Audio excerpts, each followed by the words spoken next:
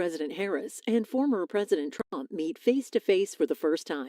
You're watching C-SPAN's live coverage of the ABC News presidential debate simulcast.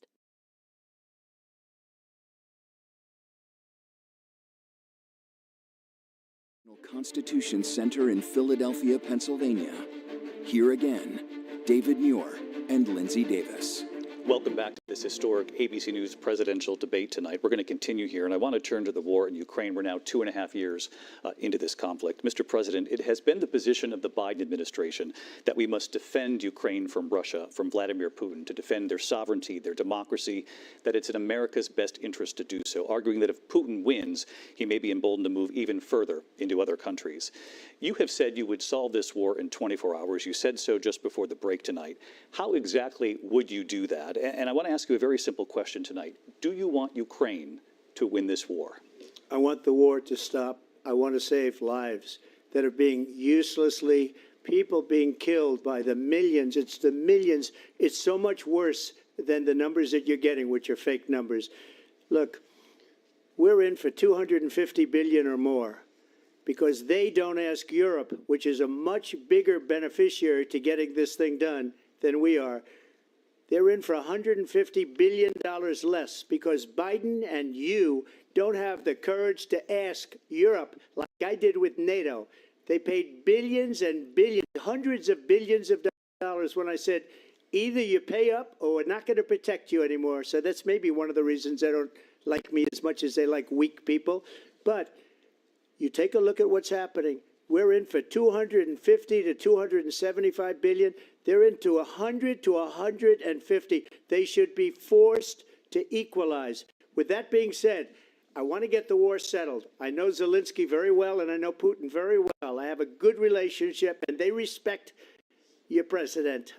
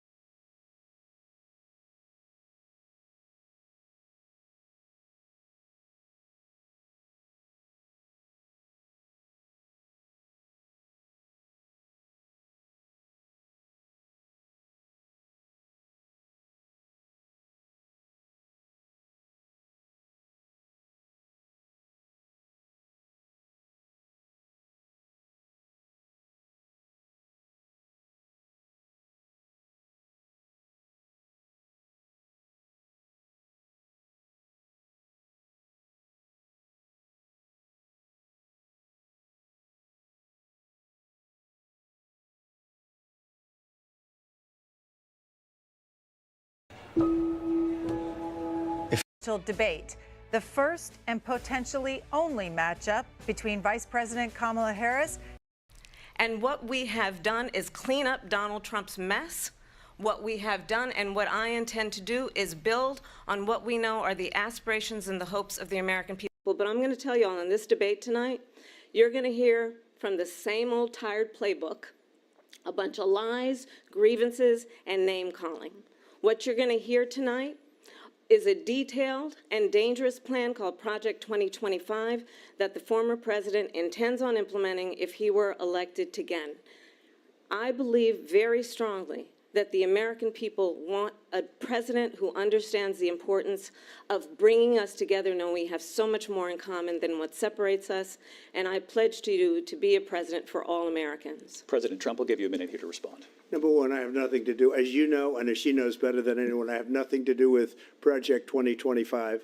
That's out there. I haven't read it. I don't want to read it purposely. I'm not going to read it. This was a group of people that got together. They came up with some ideas, I guess some good, some bad, but it makes no difference. I have nothing to do. Everybody knows I'm an open book. Everybody knows what I'm going to do. Cut taxes very substantially and create a great economy like I did before. We had the greatest economy. We got hit with a pandemic, and the pandemic was not since 1917, where 100 million people died, has there been anything like it. We did a phenomenal job with the pandemic. We handed them over a country where the economy and where the stock market was higher than it was before the pandemic came in. Nobody's ever seen anything like it. We made ventilators for the entire world. We got gowns, we got masks, we did things that nobody thought possible. And people give me credit for rebuilding the military. They give me credit for a lot of things, but not enough credit for the great job we did with the pandemic. But the only jobs they got were bounce back jobs. These were jobs bounce back, and it bounced back and it went to their benefit. But I was the one that created them. They know it, and so does everybody else. Vice President Harris, I'll let you respond. So Donald Trump has no plan for you. And when you look at his economic plan, it's all about tax breaks for the richest people. I am offering what I describe as an opportunity economy, and the best economists in our country, if not the world, have reviewed our relative plans for the future of America. What Goldman Sachs has said is that Donald Trump's plan would make the economy worse, mine would strengthen the economy.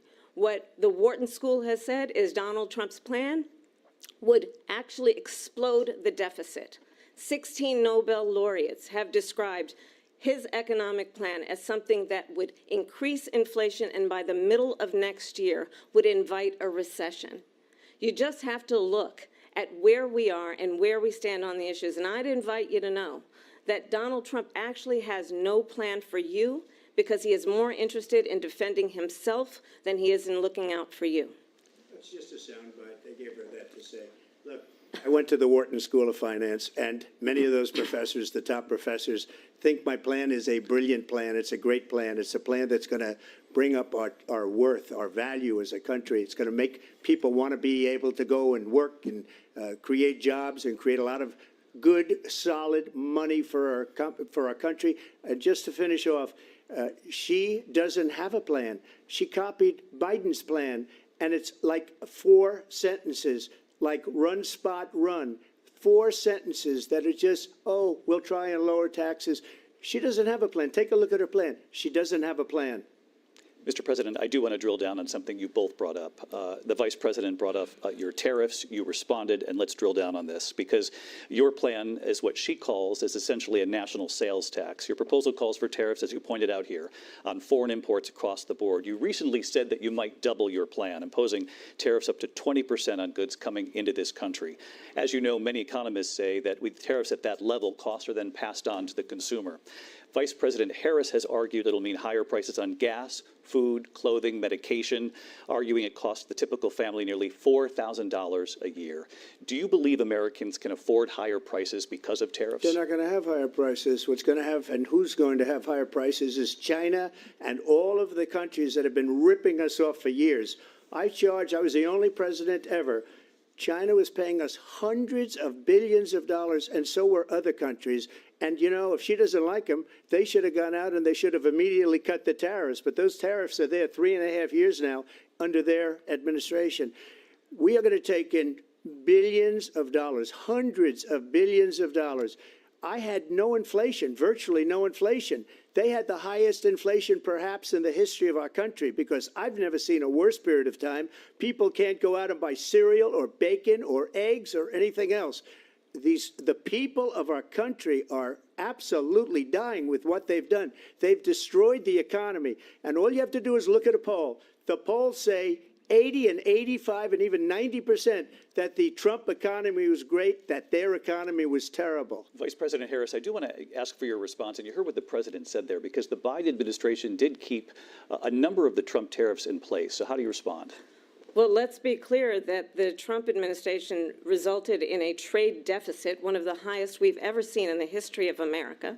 He invited trade wars. You want to talk about his deal with China? What he ended up doing is, under Donald Trump's presidency, he ended up selling American chips to China to help them improve and modernize their military, basically sold us out, when a policy about China should be in making sure the United States of America wins the competition for the 21st century, which means focusing on the details of what that requires, focusing on relationships with our allies, focusing on investing in American-based technology so that we win the race on AI, on quantum computing, focusing on what we need to do to support America's workforce so that we don't end up having, on the short end of the stick, in terms of workers' rights, But what Donald Trump did, let's talk about this, with COVID, is he actually thanked President Xi for what he did during COVID. Look at his tweet.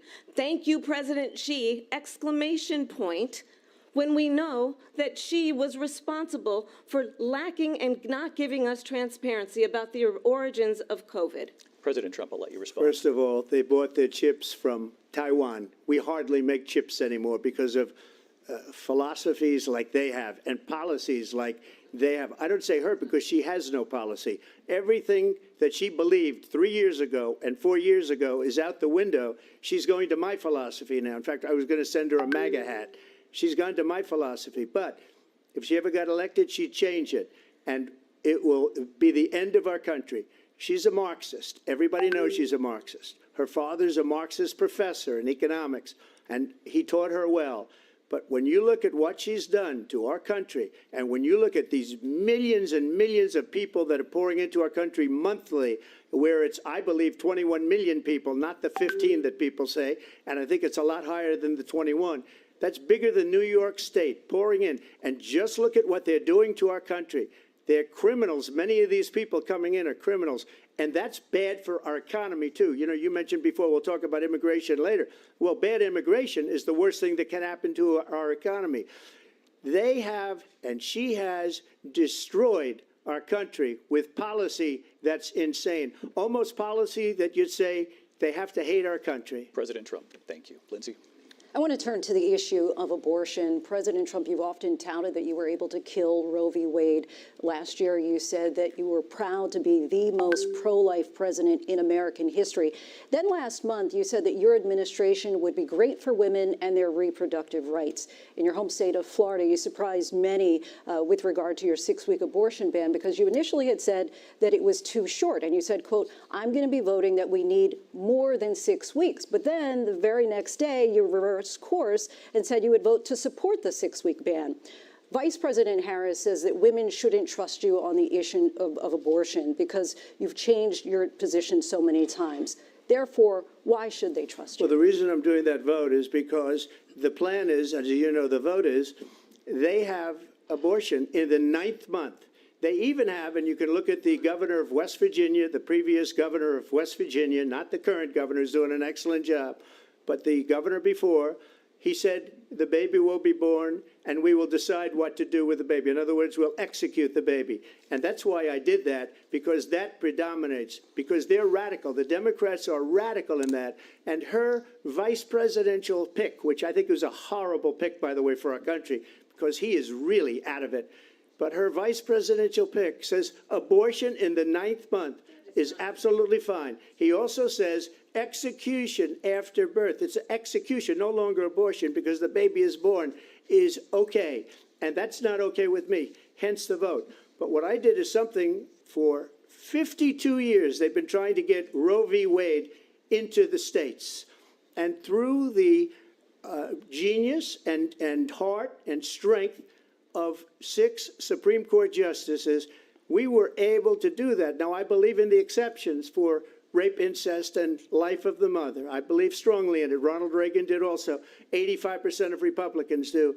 Exceptions. Very important.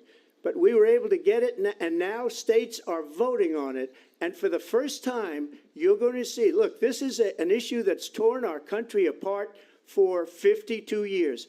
Every legal scholar, every Democrat, every Republican, liberal, conservative, they all wanted this issue to be brought back to the states where the people could vote. And that's what happened.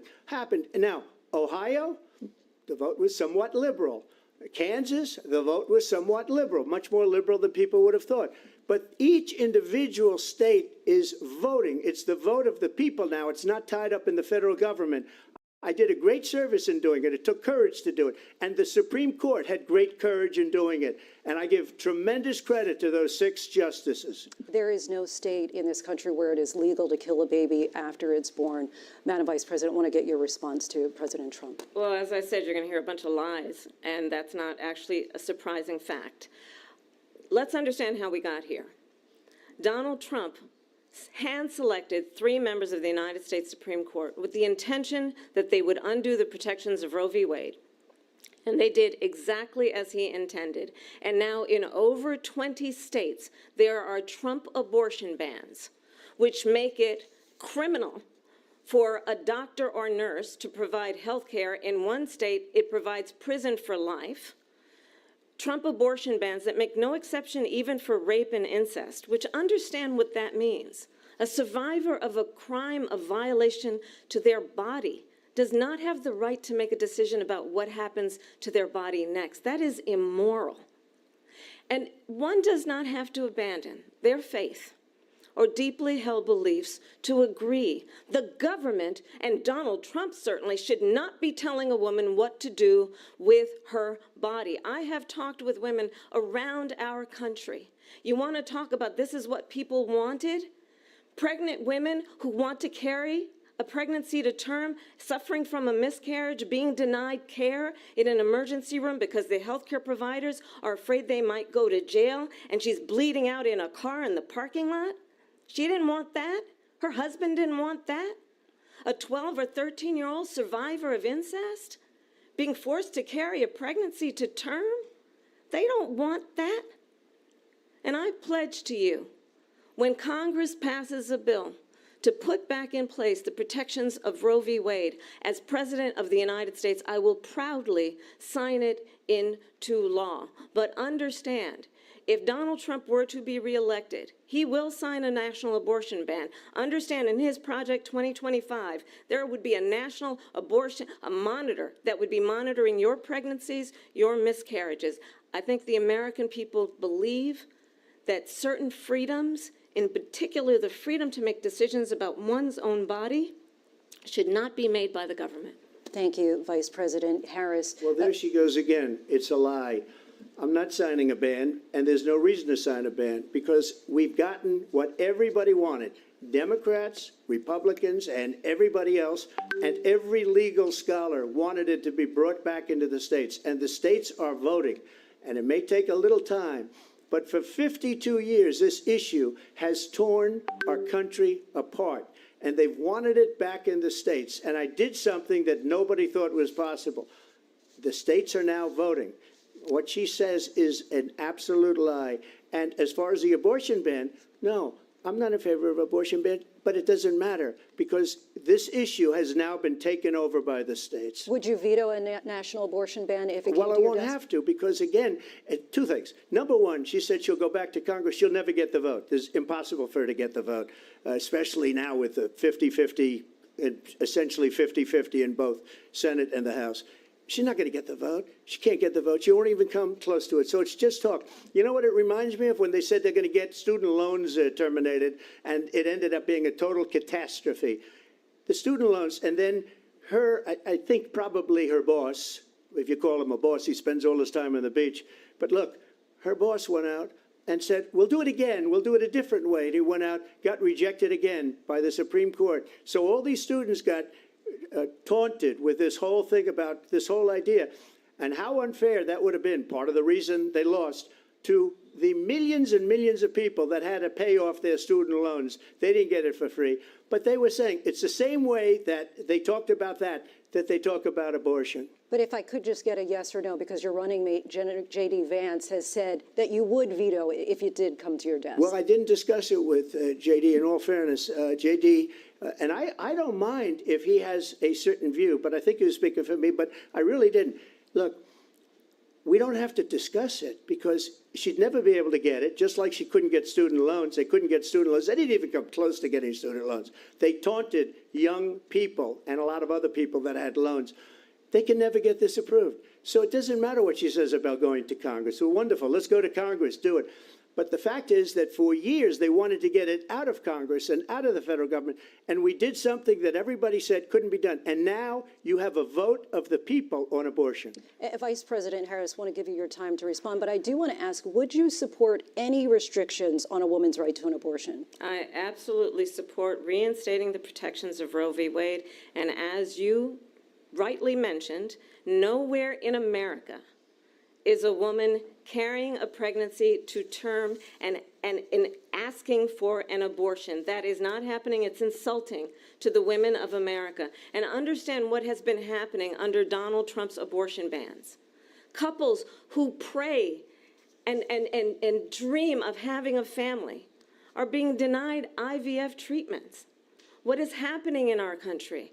Working people, working women who are working 1 or 2 jobs, who can barely afford childcare as it is, have to travel to another state to get on a plane sitting next to strangers to go and get the health care she needs. Barely can afford to do it, and what you are putting her through is unconscionable.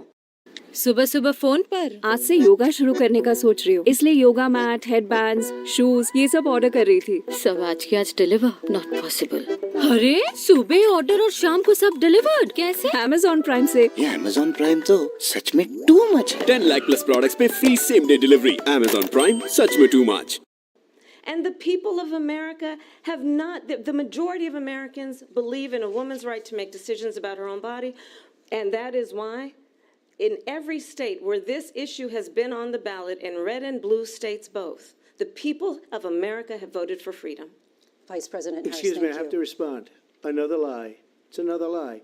I have been a leader on IVF, which is fertilization. The IVF, I have been a leader. In fact, when they got a very negative decision on IVF from the Alabama courts, I saw the people of Alabama and the legislature 2 days later voted it in. I've been a leader on it. They know that, and everybody else knows it. I have been a leader on fertilization, IVF. And the other thing, you should ask, will she allow abortion in the 8th month, 9th month, 7th month? Come on. Okay, would you do that? Why don't you ask her that question? Why don't you answer That's the problem. question? Would you because veto? Under Roe v. Wade, Answer the question. Would you veto? You could do abortions in the 7th month, the 8th month, the 9th That's month, not true. and probably after birth. Just look at the former governor of Virginia. The governor of Virginia said, we put the baby aside, and then we determine what we want to do with the baby. President Trump, thank you. We're going to turn now to immigration and border security. We know it's an issue that's important to Republicans, Democrats, voters across the board in this country. Vice President Harris, you were tasked by President Biden with getting to the root causes of migration from Central America. We know that illegal border crossings reached a record high in the Biden administration. This past June, President Biden imposed tough new asylum restrictions. We know the numbers since then have dropped significantly. But my question to you tonight is, why did the administration wait until 6 months before the election to act? And would you have done anything differently from President Biden on this? So I'm the only person on this stage who has prosecuted transnational criminal organizations for the trafficking of guns, drugs, and human beings. And let me say that the United States Congress, including some of the most conservative members of the United States Senate, came up with a border security bill which I supported. And that bill would have put 1,500 more border agents on the border to help those folks who are working there right now overtime, trying to do their job. It would have allowed us to stem the flow of fentanyl coming into the United States. I know there are so many families watching tonight who have been personally affected by the surge of fentanyl in our country. That bill would have put more resources to allow us to prosecute transnational criminal organizations for trafficking in guns, drugs, and human beings. But you know what happened to that bill? Donald Trump got on the phone, called up some folks in Congress, and said, kill the bill. And you know why? Because he'd prefer to run on a problem instead of fixing a problem. And understand, this comes at a time where the people of our country actually need a leader who engages in solutions, who actually addresses the problems at hand. But what we have in the former president is someone who would prefer to run on a problem instead of fixing a problem. And I'll tell you something, he's going to talk about immigration a lot tonight, even when it's not the subject that is being raised. And I'm going to actually do something really unusual, and I'm going to invite you to attend one of Donald Trump's rallies, because it's a really interesting thing to watch. You will see during the course of his rallies, he talks about fictional characters like Hannibal Lecter. He will talk about windmills cause cancer. And what you will also notice is that people start leaving his rallies early out of exhaustion and boredom. And I will tell you, the one thing you will not hear him talk about is you. You will not hear him talk about your needs, your dreams, and your desires. And I'll tell you, I believe you deserve a president who actually puts you first, and I pledge to you that I will. Vice President Harris, thank you. President Trump, on that point, I want to get your response. Well, I would like to respond. Let me just ask, though, why did you try to kill that bill, and successfully so, that would have put thousands of additional agents and officers on the border? First, let me respond as to the Please. rallies. She said people start leaving. People don't go to her rallies. There's no reason to go. And the people that do go, she's bussing them in and paying them to be there, and then showing them in a different light. So she can't talk about that. People don't leave my rallies. We have the biggest rallies, the most incredible rallies in the history of politics. That's because people want to take their country back. Our country is being lost. We're a failing nation. And it happened 3.5 years ago. And what's going on here, you're going to end up in World War III, just to go into another subject. What they have done to our country by allowing these millions and millions of people to come into our country, and look at what's happening to the towns all over the United States. And a lot of towns don't want to talk. It's not going to be Aurora or Springfield. A lot of towns don't want to talk about it because they're so embarrassed by it. In Springfield, they're eating the dogs, the people that came in. They're eating the cats. They're eating the pets of the people that live there. And this is what's happening in our country, and it's a shame. As far as rallies are concerned, as far as the reason they go is they like what I say. They want to bring our country back. They want to make America great again. It's a very simple phrase, make America great again.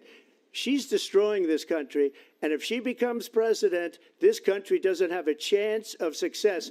Not only success, we'll end up being Venezuela on steroids. I just want to clarify here. You bring up Springfield, Ohio, and ABC News did reach out to the city manager there. He told us there have been no credible reports of specific claims of pets being harmed, injured, or abused by individuals within the immigrant community. Well, I've seen people on television. Let me just say here, this is the people on television say my dog was taken and used for food. So maybe he said that, and maybe that's a good thing to say for a city manager. I'm not taking this from but television. But the people I'm on taking it from television the city saying their manager. dog was eaten by the people that went there. Again, the Springfield city manager says there's no evidence of that. Vice We'll President find Harris, out. I'll let you respond to the rest of what you've heard. You talk about extreme. This is, I think, one of the reasons why in this election I actually have the endorsement of 200 Republicans who have formerly worked with President Bush, Mitt Romney, and John McCain, including the endorsement of former Vice President Dick Cheney and Congress member Liz Cheney. And if you want to really know the inside track on who the former president is, if he didn't make it clear already, just ask people who have worked with him. His former chief of staff, a 4-star general, has said he has contempt for the Constitution of the United States. His former national security advisor has said he is dangerous and unfit. His former Secretary of Defense has said the nation, the Republic, would never survive another Trump term. And when we listen to this kind of rhetoric, when the issues that affect the American people are not being addressed, I think the choice is clear in this election. President Trump, I'll give you a quick minute to respond here. Thank you, because when I hear that, see, I'm a different kind of a person. I fired most of those people. Not so graciously. They did bad things or a bad job. I fired them. They never fired one person. They didn't fire anybody having to do with Afghanistan and the Taliban and the 13 people whose were just killed, viciously and violently killed. And I got to know the parents and the family. They didn't fire. They should have fired all those generals, all those top people, because that was one of the most incompetently handled situations anybody has ever seen. So when somebody does a bad job, I fire him. And you take a guy like Esper. He was no good. I fired him. So he writes a book. Another one writes a book. Because with me, they can write books. With nobody else can they. But they have done such a poor job. And they never fire anybody. Look at the economy. Look at the inflation. They didn't fire any of their economists. They have the same people. That's a good way not to have books written about you. But just to finish, I got more votes than any Republican in history by far. In fact, I got more votes than any president, sitting president, in history by far. Ever since the 101 couple bought an Amazon Prime membership, whatever they order is delivered on the same day. Really? Hey, latest smartwatch with 5% cashback on Amazon Prime. Really? But this hasn't even released. It has only on Amazon Prime though. This Amazon Prime membership is truly too much. Let's get it today. Amazon Prime, truly too much. Hello. Please नया smooth lassi देना. Best choice. So creamy, so delicious, so refreshing, so smooth. नया smooth lassi ले लो. Full on refreshment. Let me continue on immigration. It was what you wanted to talk about earlier, so let's get back to your deportation proposal that the vice president has reacted to as well. President Trump, you call this the largest domestic deportation operation in the history of our country. You say you would use the National Guard. You say if things get out of control, you'd have no problem using the U.S. military. Police, yes. You also said you would use local police. How would you deport 11 million undocumented immigrants? I know you believe that number is much higher. Take us through this. What does this look like? Will authorities be going door to door in this country? Yeah, it is much higher because of them. They allowed criminals, many millions of criminals.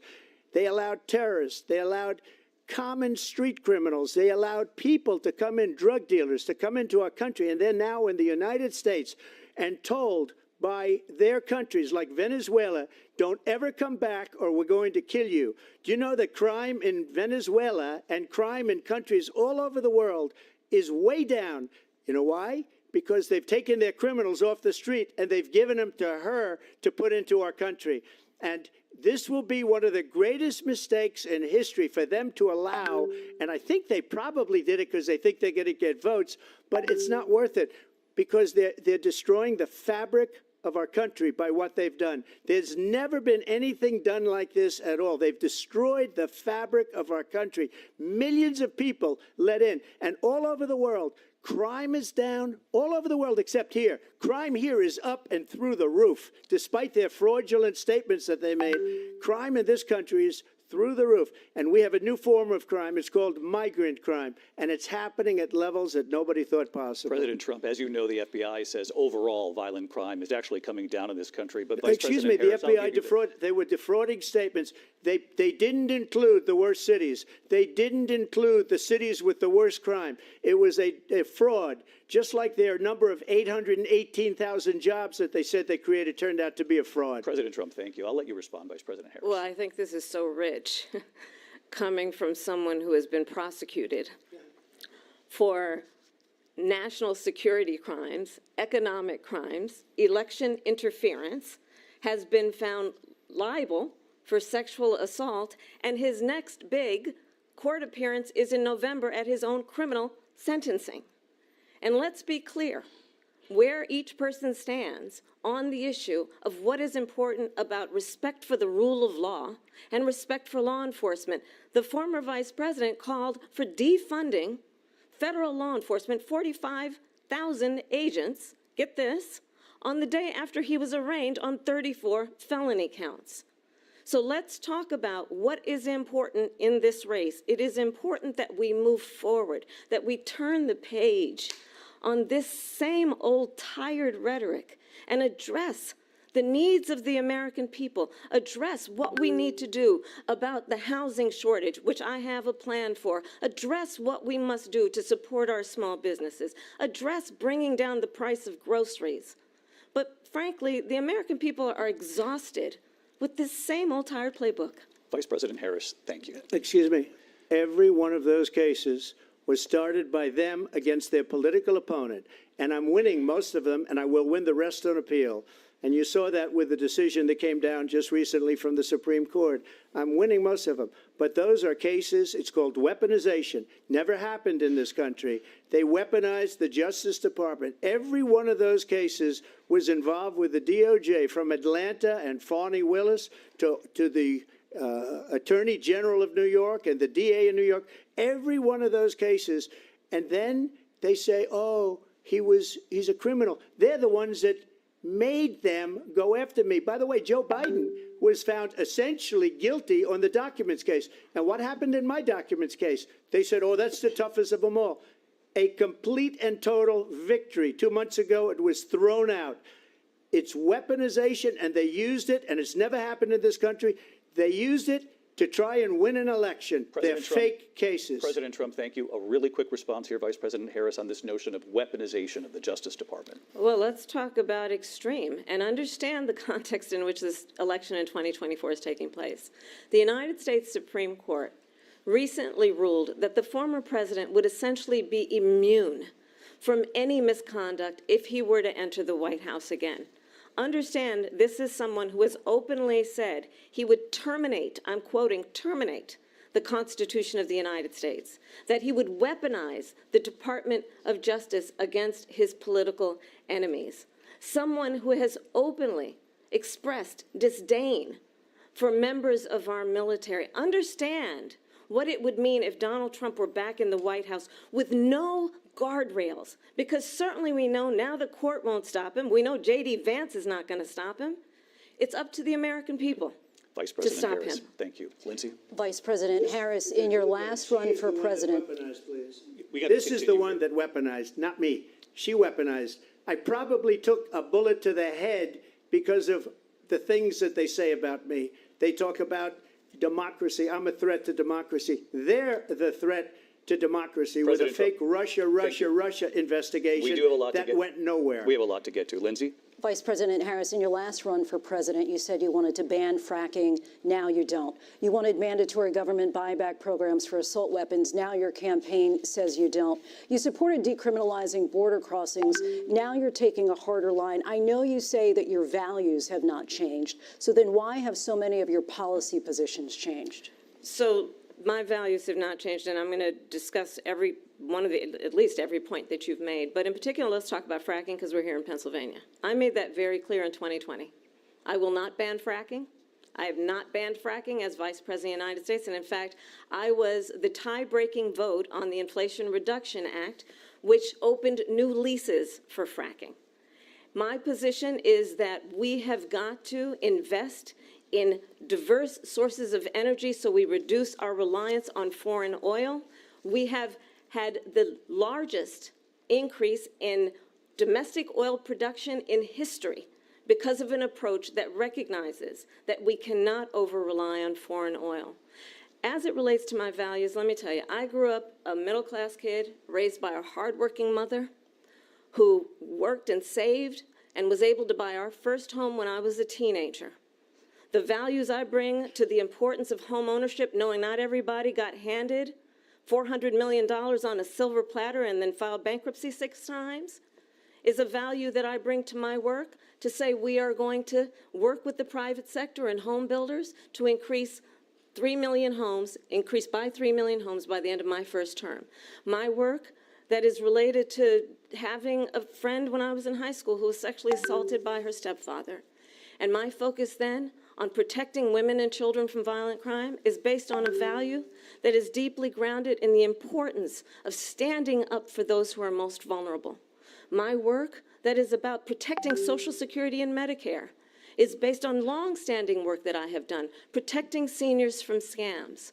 My values have not changed. And what is important is that there is a president who actually brings values and a perspective that is about lifting people up and not beating people down and name-calling. The true measure of the leader is the leader who actually understands the strength is not in beating people down, it's in lifting people up. I intend to be that president. President Trump, your Well, response? first of all, I wasn't given $400 million. I wish I was. My father was a Brooklyn builder, Brooklyn, Queens, and a great father, and I learned a lot from him. But I was given a fraction of that, a tiny fraction, and I built it into many, many billions of dollars, many, many billions. And when people see it, they are even surprised. So we don't have to talk about that. Fracking, she's been against it for 12 years. Defund the police, she's been against that forever. She gave all that stuff up very wrongly, very horribly, and everybody's laughing at it, okay? They're all laughing at it. She gave up at least 12 and probably 14 or 15 different policies. Like, she was big on defund the police. In Minnesota, she went out, wait a minute, I'm talking now, if you don't mind, please. Does that sound familiar? She went out in Minnesota and wanted to let criminals that killed people, that burned down Minneapolis, she went out and raised money to get them out of jail. She did things that nobody would ever think of. Now she wants to do transgender operations on illegal aliens that are in prison. This is a radical left liberal that would do this. She wants to confiscate your guns, and she will never allow fracking in Pennsylvania. If she won the election, fracking in Pennsylvania will end on day one. Just to finish, one thing so important in my opinion. So I got the oil business going like nobody has ever done before. When they took over, they got rid of it, started getting rid of it, and the prices were going up the roof. They immediately let these guys go to where they were. I would have been 5 times, 4 times, 5 times higher, because you're talking about 3.5 years ago. They got it up to where I was because they had no choice, because the prices of energy were quadrupling and doubling. You saw what happened to gasoline. So they said, let's go back to Trump. But if she won the election, the day after that election, they'll go back to destroying our country, and oil will be dead, fossil fuel will be dead, we'll go back to windmills, and we'll go back to solar, where they need a whole desert to get some energy to come out of it. You ever see a solar plant? By the way, I'm a big fan of solar, but they take 400, 500 acres of desert soil. Trump, we have a These lot are of not good issues things that we for the have to get environment, to. as she We're out of time. understands. Thank you. Lindsay, thank you. We have an election in just 56 days. And I want to talk about the peaceful transfer of power, which, of course, we all know is a cornerstone of our democracy, and the role of a president in a moment of crisis. Mr. President, on January 6th, you told your supporters to march to the Capitol. You said you would be right there with them. The country and the world saw what played out at the Capitol that day, the officers coming under attack. Aides in the West Wing say you watched it unfold on television off the Oval Office. You did send out tweets, but it was more than 2 hours before you sent out that video message telling your supporters to go home. Is there anything you regret about what you did on that day? You just said a thing that isn't covered. Peacefully and patriotically, I said during my speech, not later on. Peacefully and patriotically. And nobody on the other side was killed. Ashley Babbitt was shot by an out-of-control police officer that should have never, ever shot her. It's a disgrace. But we didn't do this group of people that have been treated so badly.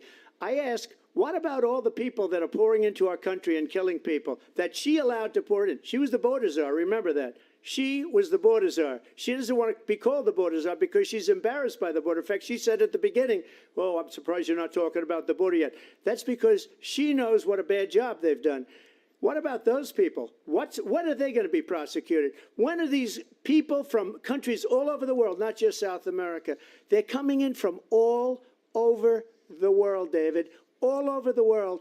And crime rates are down all over the world because of it. But let me just when are those, David, when are those people going to be prosecuted? When are the people that burned down Minneapolis going to be prosecuted? Or in Seattle? They went into Seattle. They took over a big percentage of the city of Seattle.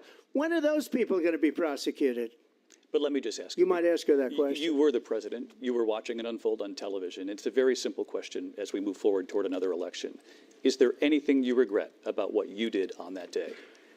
Yes or no? I had nothing to do with that other than they asked me to make a speech. I showed up for a speech. I said, I think it's going to be big.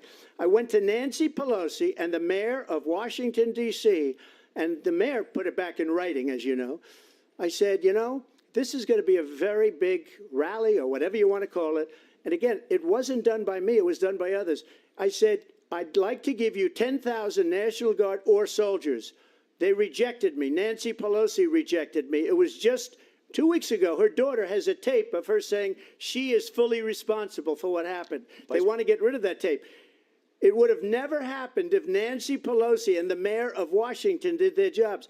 I wasn't responsible for security. Nancy Pelosi was responsible. She didn't do her job. The question was about you as president, not about former Speaker Pelosi, but I do want Vice President Harris to respond here.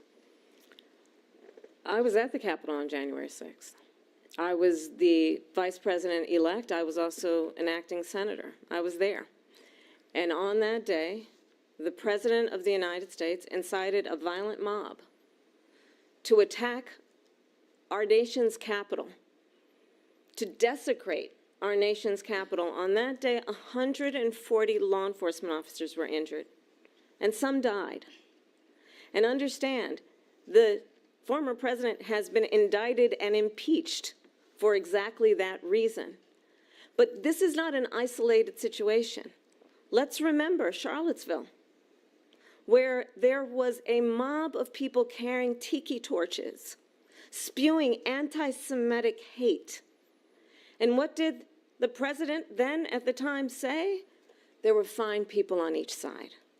Let's remember that when it came to the Proud Boys, a militia, the president said, the former president said, stand back and stand by. So for everyone watching who remembers what January 6th was, I say we don't have to go back. Let's not go back. We're not going back. It's time to turn the page. And if that was a bridge too far for you, well, there is a place in our campaign for you to stand for country, to stand for our democracy, to stand for rule of law, and to end the chaos, and to end the approach that is about attacking the foundations of our democracy because you don't like the outcome. And be clear on that point. Donald Trump, the candidate, has said in this election there will be a bloodbath if this and the outcome of this election is not to his liking. Let's turn the page on this. Let's not go back. Let's chart a course for the future and not go backwards to the past. Let me just follow up here. It was a different term, and it was a term that related to energy because they have destroyed our energy business. That was where bloodbath was. Also, on Charlottesville, that story has been, as you would say, debunked. Laura Ingraham, Sean Hannity, Jesse, all of these people, they covered it. If they go an extra sentence, they will see it was perfect. It was debunked in almost every newspaper, but they still bring it up, just like they bring 2025 up. They bring all of this stuff up. I ask you this. You talk about the Capitol. Why are we allowing these millions of people to come through on the southern border? How come she's not doing anything? And I'll tell you what I would do, and I would be very proud to do it. I would say we would both leave this debate right now. I'd like to see her go down to Washington, D.C. during this debate because we're wasting a lot of time. Go down to, because she's been so bad, it's so ridiculous. Go down to Washington, D.C. and let her sign a bill to close up the border because they have the right to do it. They don't need bills. They have the right to do it. The President of the United States, you'll get him out of bed. You'll wake him up at 4 o'clock in the afternoon. You'll say, come on down to the office. Let's sign a bill. If he signs a bill that the border is closed, all he has to do is say it to the Border Patrol, who are phenomenal. If they do that, the border is closed. Those people are killing many people, unlike J6. We talked immigration here tonight. I do want to focus on this next issue to both of you because it really brings us this into focus, truth in these times that we're living in. Mr. President, for 3.5 years after you lost the 2020 election, you repeatedly falsely claimed that you won, many times saying you won in a landslide. In the past couple of weeks leading up to this debate, you have said, quote, you lost by a whisker, that you, quote, didn't quite make it, that you came up a little bit short. I said that? Are you now acknowledging that you lost in 2020? No, I don't acknowledge that at all. But I you said did that say sarcastically. That. You know that. It was said, oh, we lost by a whisker. That was said sarcastically. Look, there's so much proof. All you have to do is look at it. And they should have sent it back to the legislatures for approval. I got almost 75 million votes, the most votes any sitting president has ever gotten. I was told if I got 63, which was what I got in 2016, you can't be beaten. The election, people should never be thinking about an election as fraudulent. We need two things. We need walls, and we have to have it. We have to have borders, and we have to have good elections. Our elections are bad. And a lot of these illegal immigrants coming in, they're trying to get them to vote. They can't even speak English. They don't even know what country they're in practically. And these people are trying to get them to vote. And that's why they're allowing them to come into our country. I did watch all of these pieces of video. I didn't detect the sarcasm, lost by a whisker. We didn't quite make it. And we should just point out here as clarification, and you know this, you and your allies, 60 cases in front of many judges, many of them Republican. No judge looked at it. And said they there was said no we didn't have standing. Fraud. That's the other thing. They said we didn't have standing, a technicality. Can you imagine a system where a person in an election doesn't have standing? The President of the United States doesn't have standing. That's how we lost. If you look at the facts, and I'd love to have you'll do a special on it.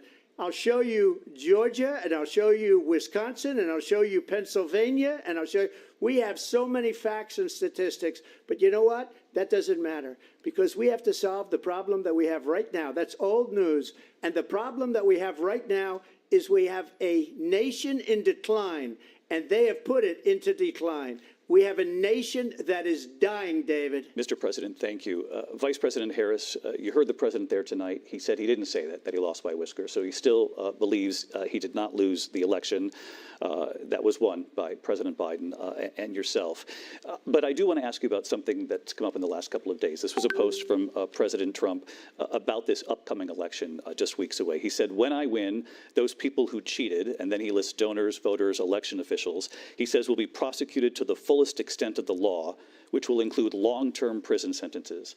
One of your campaign's top lawyers responded saying, we won't let Donald Trump intimidate us. We won't let him suppress the vote. Is that what you believe he's trying to do here? Donald Trump was fired by 81 million people. So let's be clear about that. And clearly he is having a very difficult time processing that.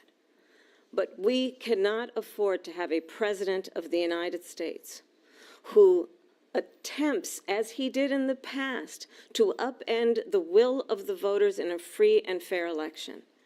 And I'm going to tell you that I have traveled the world as Vice President of the United States, and world leaders are laughing at Donald Trump.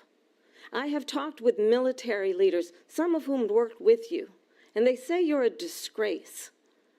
And when you then talk in this way in a presidential debate and deny what over and over again are court cases you have lost because you did, in fact, lose that election, it leads one to believe that perhaps we do not have in the candidate to my right the temperament or the ability to not be confused about fact.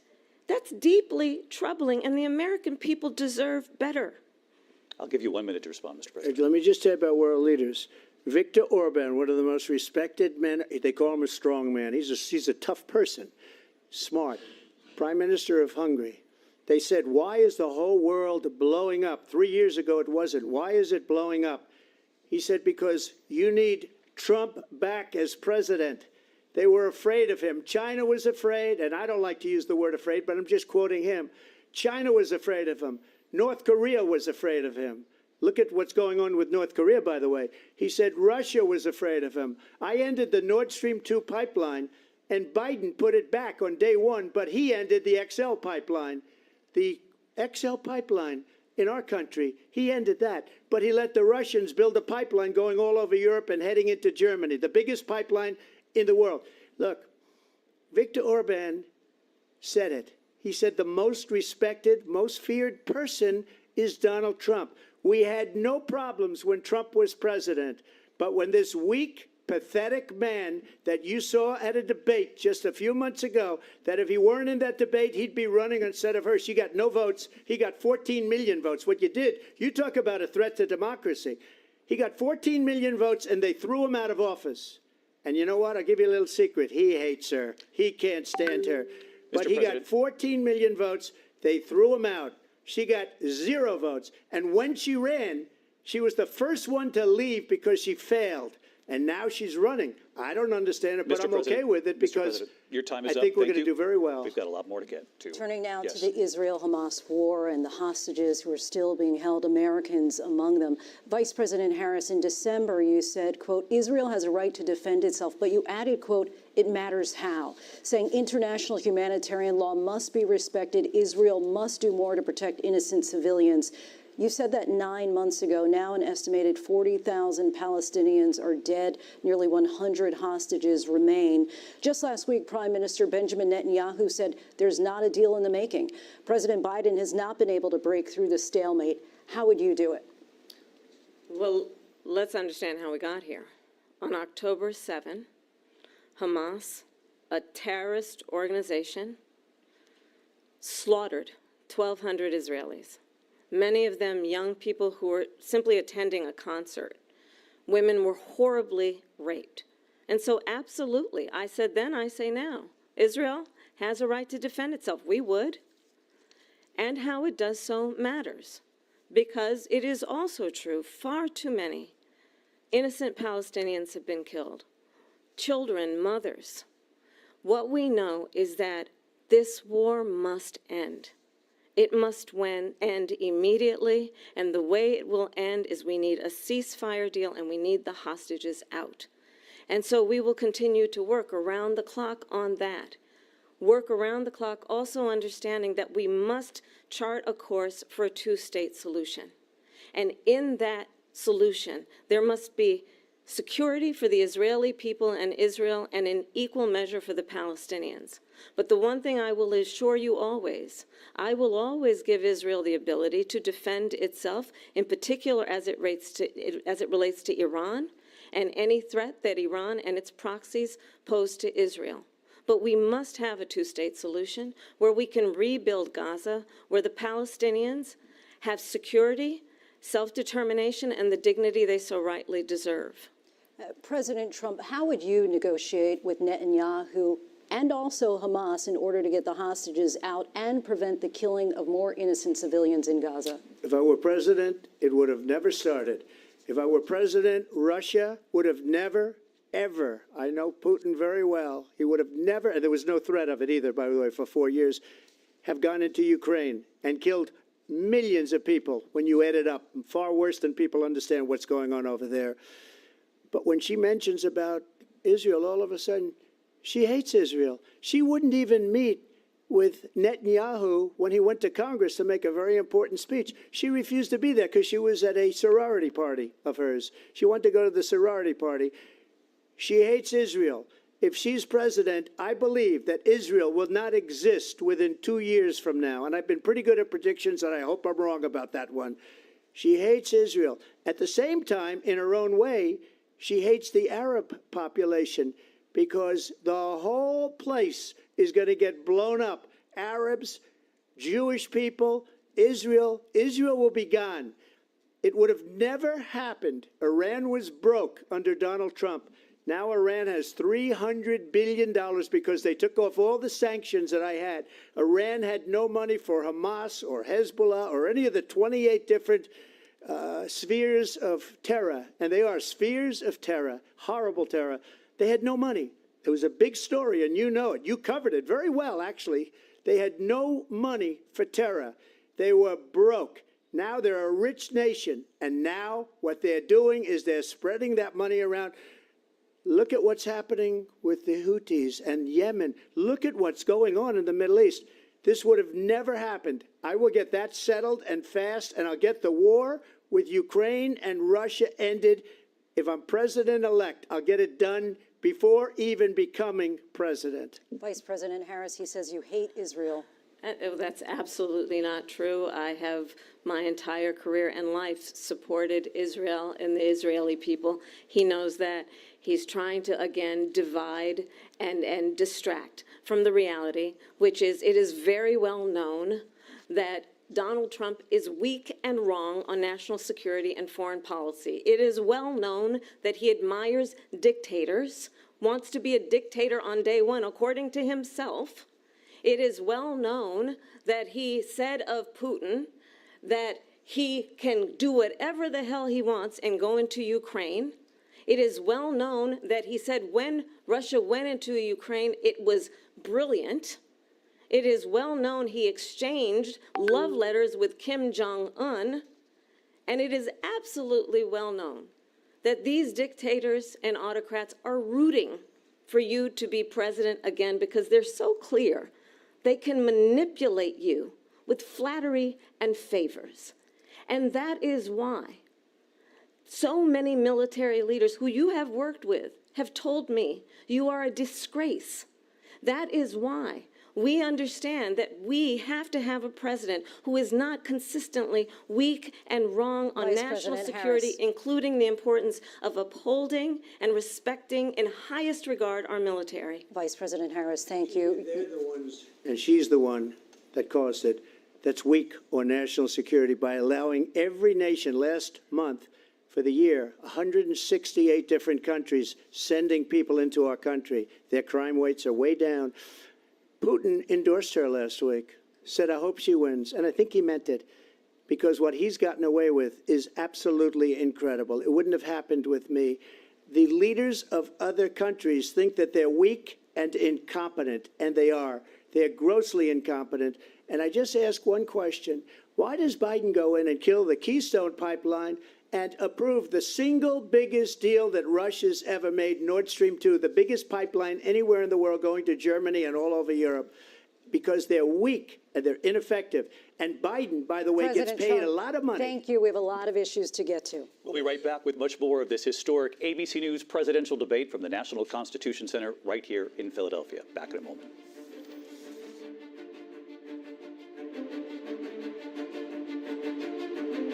The ABC News presidential debate will continue after this.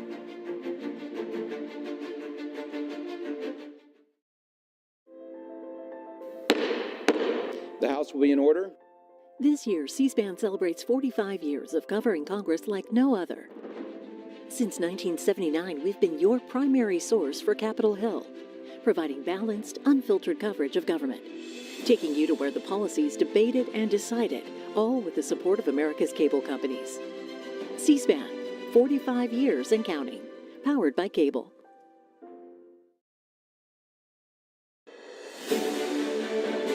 Friday nights, watch C-SPAN's 2024 Campaign Trail, a weekly roundup of C-SPAN's campaign coverage, providing a one-stop shop to discover what the candidates across the country are saying to voters, along with first-hand accounts from political reporters, updated poll numbers, fundraising data, and campaign ads. Watch C-SPAN's 2024 Campaign Trail, Friday nights at 7:30 p.m. Eastern on C-SPAN, online at cspan.org, or download as a podcast on C-SPAN Now, our free mobile app, or wherever you get your podcasts. C-SPAN, your unfiltered view of politics.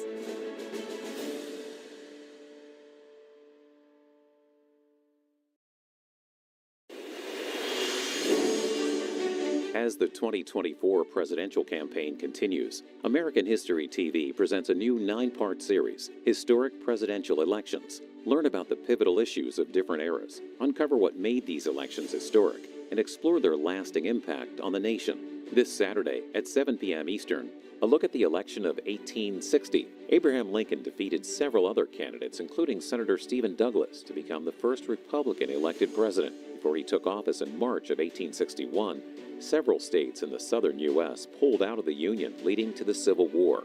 Watch Historic Presidential Elections, Saturdays at 7 p.m. Eastern on American History TV on C-SPAN 2.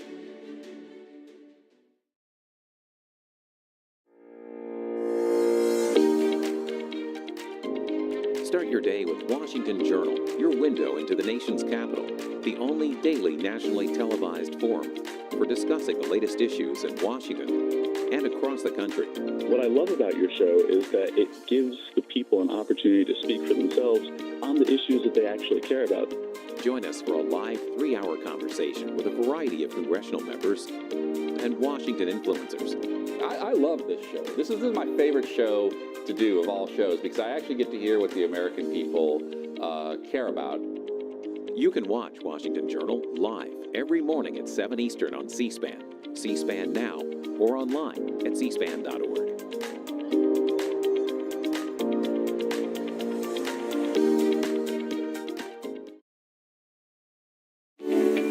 Listening to programs on C-SPAN through C-SPAN Radio is easy. Tell your smart speaker, play C-SPAN Radio, and listen to Washington Journal daily at 7 a.m. Eastern. Important public affairs events throughout the day. And weekdays, catch Washington Today. Listen to C-SPAN anytime. Just tell your smart speaker, play C-SPAN Radio. C-SPAN, powered by cable.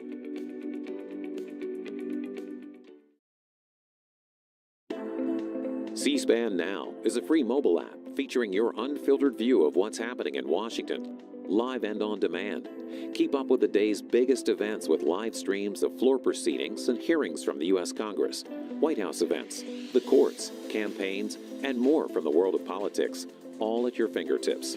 You can also stay current with the latest episodes of Washington Journal and find scheduling information for C-SPAN's TV networks and C-SPAN Radio, plus a variety of compelling podcasts.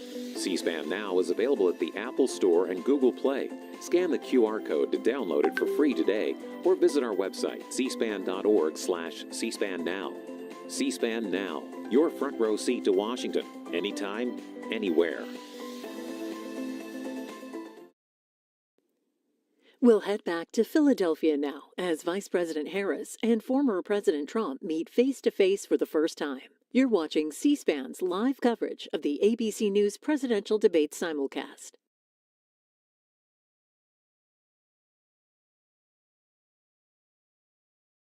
Constitution Center in Philadelphia, Pennsylvania. Here again, David Muir and Lindsay Davis.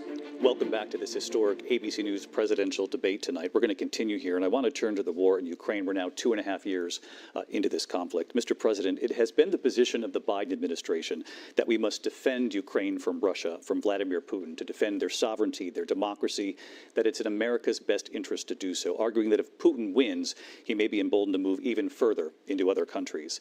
You have said you would solve this war in 24 hours. You said so just before the break tonight. How exactly would you do that? And I want to ask you a very simple question tonight. Do you want Ukraine to win this war? I want the war to stop. I want to save lives that are being uselessly, people being killed by the millions. It's the millions. It's so much worse than the numbers that you're getting, which are fake numbers. Look, we're in for 250 billion or more because they don't ask Europe, which is a much bigger beneficiary to getting this thing done than we are. They're in for $150 billion less because Biden and you don't have the courage to ask Europe like I did with NATO. They paid billions and billions, hundreds of billions of dollars when I said, either you pay up or we're not going to protect you anymore. So that's maybe one of the reasons they don't like me as much as they like weak people. But you take a look at what's happening. We're in for 250 to 275 billion. They're into 100 to 150. They should be forced to equalize. With that being said, I want to get the war settled. I know Zelensky very well, and I know Putin very well. I have a good relationship, and they respect your president, okay? They respect me. They don't respect Biden. How would you respect him? Why? For what reason? He hasn't even made a phone call in 2 years to Putin, hasn't spoken to anybody. They don't even try and get it. That is a war that's dying to be settled. I will get it settled before I even become president. If I win, when I'm president-elect, and what I'll do is I'll speak to one, I'll speak to the other, I'll get them together. That war would have never happened. And in fact, when I saw Putin after I left, unfortunately left because our country has gone to hell. But after I left, when I saw him building up soldiers, he did it after I left, I said, oh, he must be negotiating. It must be a good, strong point of negotiation. Well, it wasn't, because Biden had no idea how to talk to him. He had no idea how to stop it. And now you have millions of people dead, and it's only getting worse, and it could lead to World War III. Don't kid yourself, David. We're playing with World War III, and we have a president that we don't even know if he's... Where is our president? We don't even know if he's a president. And just to clarify they here... threw him out of a campaign like a dog. We don't even know. Is he our president? But we have a president, Mr. President, that doesn't know he's alive. Your time is up. Just to clarify in the question, do you believe it's in the U.S. best interest for Ukraine to win this war, yes or no? I think it's the U.S. best interest to get this war finished and just get it done. All right. Negotiate a deal, because we have to stop all of these human lives from being destroyed. I want to take this to Vice President Harris. I want to get your thoughts on support for Ukraine in this moment, but also, as Commander-in-Chief, if elected, how would you deal with Vladimir Putin, and would it be any different from what we're seeing from President Biden? Well, first of all, it's important to remind the former president, you're not running against Joe Biden, you're running against me. I believe the reason that Donald Trump says that this war would be over within 24 hours is because he would just give it up. And that's not who we are as Americans. Let's understand what happened here. I actually met with Zelensky a few days before Russia invaded, tried through force to change territorial boundaries, to defy one of the most important international rules and norms, which is the importance of sovereignty and territorial integrity. And I met with President Zelensky. I shared with him American intelligence about how he could defend himself. Days later, I went to NATO's eastern flank, to Poland and Romania. And through the work that I and others did, we brought 50 countries together to support Ukraine in its righteous defense. And because of our support, because of the air defense, the ammunition, the artillery, the javelins, the Abrams tanks that we have provided, Ukraine stands as an independent and free country. If Donald Trump were president, Putin would be sitting in Kyiv right now. And understand what that would mean, because Putin's agenda is not just about Ukraine. Understand why the European allies and our NATO allies are so thankful that you are no longer president, and that we understand the importance of the greatest military alliance the world has ever known, which is NATO, and what we have done to preserve the ability of Zelensky and the Ukrainians to fight for their independence. Otherwise, Putin would be sitting in Kyiv with his eyes on the rest of Europe, starting with Poland. And why don't you tell the 800,000 Polish Americans right here in Pennsylvania how quickly you would give up for the sake of favor and what you think is a friendship with what is known to be a dictator who would eat you for lunch. Vice President Harris, thank you. We've heard from both of you on Ukraine tonight. Afghanistan came up in the last hour. I wanted her to respond to something you said earlier, and please, I'll give you a minute here. Putin would be sitting in Moscow, and he wouldn't have lost 300,000 men and women, but he would have been sitting in Moscow. Quiet, please. He would have been sitting in Moscow much happier than he is right now. But eventually, you know, he's got a thing that other people don't have. He's got nuclear weapons. They don't ever talk about that. He's got nuclear weapons. Nobody ever thinks about that. And eventually, maybe he'll use them, and maybe he hasn't been that threatening, but he does have that. Something we don't even like to talk about. Nobody likes to talk about it. But just so you understand, they sent her to negotiate peace before this war started.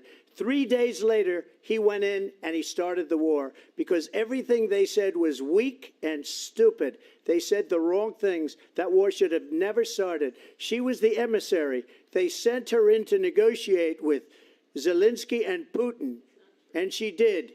And the war started 3 days later. And that's the kind of talent we have with her. She's worse than Biden. In my opinion, I think he's the worst president in the history of our country. She goes down as the worst vice president in the history of our country. But let me tell you something. She is a horrible negotiator. They sent her in to negotiate. As soon as they left, Putin did the invasion. President Trump, thank you. You did bring up something. You said she went to negotiate with Vladimir Putin. Vice President Harris, have you ever met Vladimir Putin? Can you clarify tonight? Yet again, I said it at the beginning of this debate, you're going to hear a bunch of lies coming from this fellow. And that is another one. When I went to meet with President Zelensky, I've now met with him over 5 times. The reality is it has been about standing as America always should, as a leader upholding international rules and norms, as a leader who shows strength, understanding that the alliances we have around the world are dependent on our ability to look out for our friends and not favor our enemies because you adore strong men instead of caring about democracy.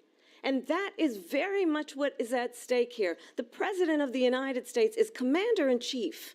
And the American people have a right to rely on a president who understands the significance of America's role and responsibility in terms of ensuring that there is stability and ensuring we stand up for our principles and not sell them for the benefit of personal flattery. We've talked about Ukraine and Vladimir Putin. I do want to talk about Afghanistan. It came up in the first hour of this debate. I want to move on to Afghanistan. Stoltenberg said Trump did the most amazing thing I've ever seen. He got these countries, the 28 countries at the time, to pay up. He said, I've never seen. He's the head of NATO.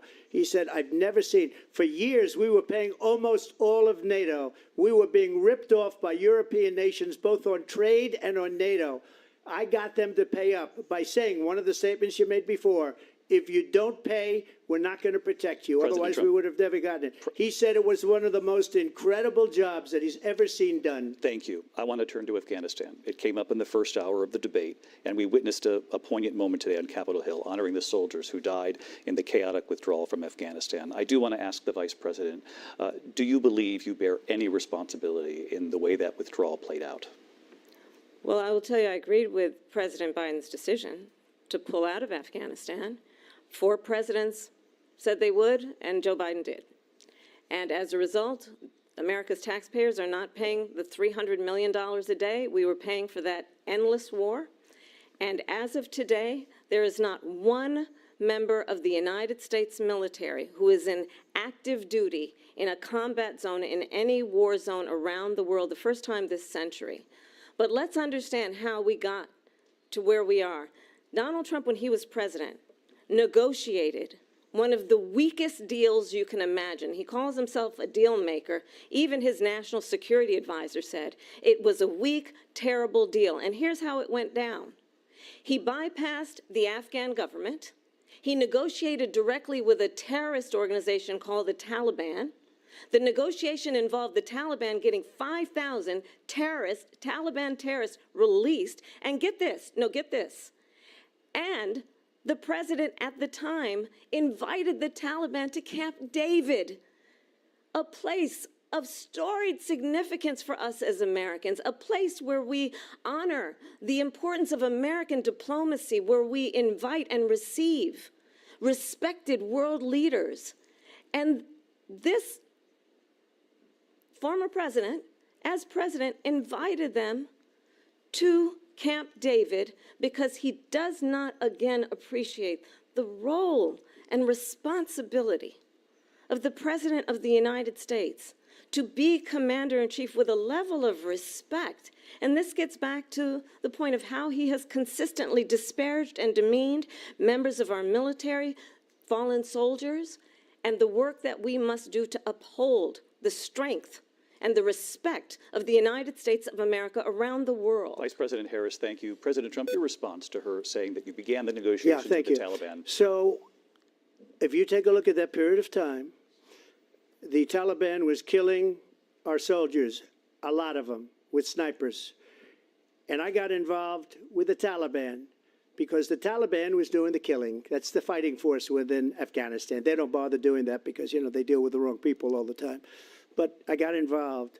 And Abdul is the head of the Taliban. He is still the head of the Taliban. And I told Abdul, don't do it anymore. You do it anymore, you're going to have problems.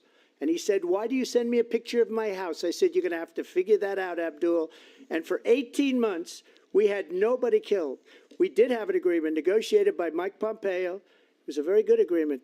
The reason it was good, it was we were getting out. We would have been out faster than them, but we wouldn't have lost the soldiers. We wouldn't have left many Americans behind, and we wouldn't have left $85 billion worth of brand new, beautiful military equipment behind. And just to finish, they blew it. The agreement said you have to do this, and they didn't do it. They didn't do it. The agreement was terminated by us because they didn't do what they were supposed to do. I want to move on. And these people did the worst withdrawal, and in my opinion, the most embarrassing moment in the history of our country. And by the way, that's why Russia attacked Ukraine, because they saw how incompetent she and her boss are. President Trump, thank you. I want to move on now to race and politics in this country. Mr. President, you recently said of Vice President Harris, quote, I didn't know she was black until a number of years ago when she happened to turn black, and now she wants to be known as black. I want to ask a bigger picture question here tonight. Why do you believe it's appropriate to weigh in on the racial identity of your opponent? I don't, and I don't care. I don't care what she is. I don't care. You make a big deal out of something. I couldn't care less. Whatever she wants to be is okay with me. But those were your words, so I'm asking. I don't know. I mean, all I can say is I read where she was not black, that she put out, and I'll say that. And then I read that she was black, and that's okay. Either one was okay with me. That's up to her. That's up to her. Vice President Harris, your thoughts on this? I think it's, I mean, honestly, I think it's a tragedy that we have someone who wants to be president who has consistently, over the course of his career, attempted to use race to divide the American people. You know, I do believe that the vast majority of us know that we have so much more in common than what separates us, and we don't want this kind of approach that is just constantly trying to divide us, and especially by race. And let's remember how Donald Trump started. He was a land. He owned buildings, and he was investigated because he refused to rent property to black families. Let's remember, this is the same individual who took out a full-page ad in the New York Times calling for the execution of 5 young black and Latino boys who were innocent, the Central Park 5. Took out a full-page ad calling for their execution. This is the same individual who spread birther lies about the first black president of the United States. And I think the American people want better than that, want better than this, want someone who understands, as I do, I travel our country. We see in each other a friend. We see in each other a neighbor. We don't want a leader who is constantly trying to have Americans point their fingers at each other. I meet with people all the time who tell me, can we please just have discourse about how we're going to invest in the aspirations and the ambitions and the dreams of the American people? Knowing that regardless of people's color or the language their grandmother speaks, we all have the same dreams and aspirations and want a president who invests in those, not in hate and division. Vice President Harris, thank you. Lindsay? President Trump, this is now your 3rd time. This is the most divisive presidency in the history of our country. There's never been anything like it. They're destroying our country, and they come up with things like what she just said. Going back many, many years, when a lot of people, including Mayor Bloomberg, agreed with me on the Central Park 5, they admitted, they said, they pled guilty. And I said, well, if they pled guilty, they badly hurt a person, killed a person ultimately. And if they pled guilty, then they pled, we're not guilty. But this is a person that has to stretch back years, 40, 50 years ago, because there's nothing now. I built one of the greatest economies in the history of the world, and I'm going to build it again. It's going to be bigger, better, and stronger. But they're destroying our economy. They have no idea what a good economy is. Their oil policies, every single policy. And remember this, she is Biden. You know, she's trying to get away from Biden. I don't know the gentleman, she says. She is Biden. The worst inflation we've ever had, a horrible economy because inflation has made it so bad, and she can't get away with that. Thank you. Your time is up. Lindsay? I want to respond to that, though. I want to just respond briefly. Clearly, I am not Joe Biden, and I am certainly not Donald Trump. And what I do offer is a new generation of leadership for our country, one who believes in what is possible, one who brings a sense of optimism about what we can do instead of always disparaging the American people. I believe in what we can do to strengthen our small businesses, which is why I have a plan. Let's talk about our plans and let's compare the plans. I have a plan